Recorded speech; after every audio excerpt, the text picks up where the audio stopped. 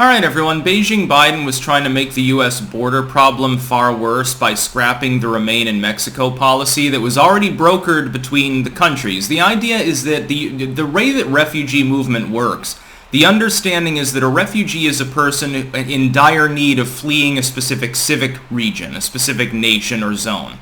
Therefore, when they move, under international understanding of what refugees mean, they should go to the nearest possible place. The safe third country thing applies here with regards to people fleeing Central America for the United States. Mexico has agreed to give them asylum. In such a case, they can't come to the United States. Once they reach Mexico, they're no longer in a country that they can legitimately flee from. If they're fleeing from Guatemala, from Honduras, from Venezuela or something, that country has accepted them. They've said, okay, we'll allow you to be refugees in the country of Mexico. You can come here and we'll shelter you from political violence, from narcos and shit.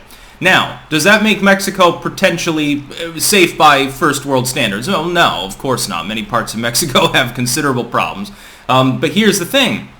A lot of the refugees won't exist now, because going to Mexico and being in a camp there is far less nice than coming illegally into the United States and being handed everything on a golden platter by the Biden administration.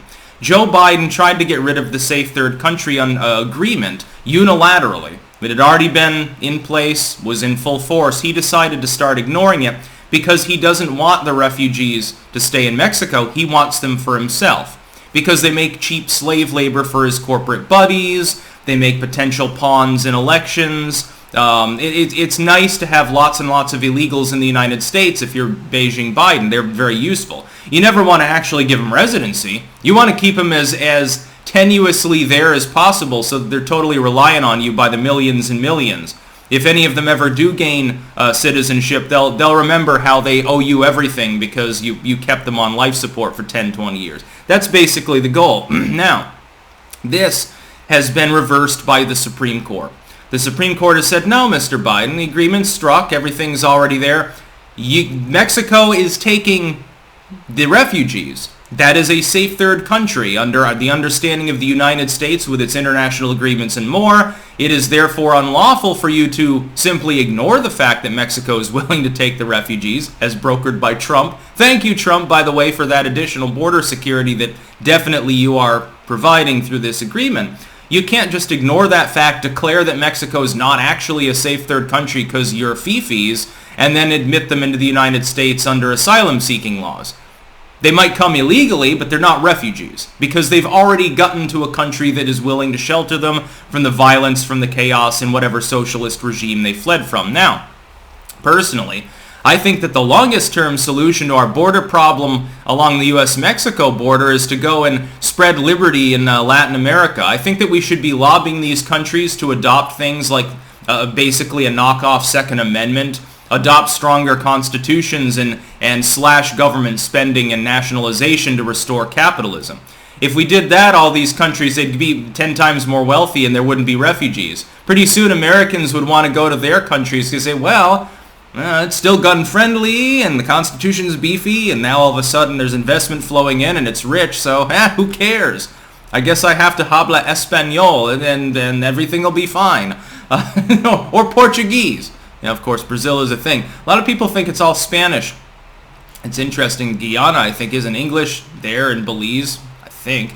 I don't know. Anyway, but Biden, why would you attempt to ignore the safe third country arrangement is my question.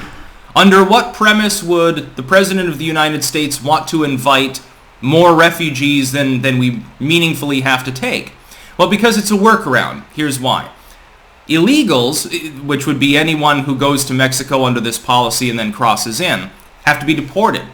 Asylum seekers don't. You process them and then you just use them as slaves for the rest of eternity without ever giving them citizenship. And you don't have to worry about them ever getting deported or detained in a state or anything. Biden can wash his hands of that because, hey, they're asylum seekers. But now there are no asylum seekers. Our southern border is entirely Mexico. Well, Mexicans aren't generally granted asylum. They have plenty of problems in Mexico, but the level of persecution and dysfunction in most of Mexico is less than it is in Guatemala or El Salvador, certainly a place like Venezuela or Peru. Therefore, You're not really getting any asylum seekers. Boo-hoo, says Biden. I promised Goldman Sachs I'd get them at least 50,000 additional slaves to work to death in underground facilities this year, and now I can't do it. Ooh, shit.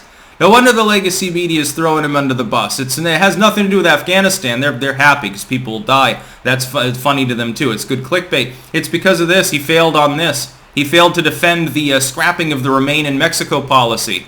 And SCOTUS just handed him his ass. Well, no more slaves for you. They have to get across the old-fashioned way and be illegally in the country, which comes with additional ramifications. It was far easier when they could just declare them all to be refugees. Then they have a pathway to conditional residency. It puts them in the pecking order for citizenship. Not if they're illegal, though, and that's the whole goddamn point. That's about all. Peace out.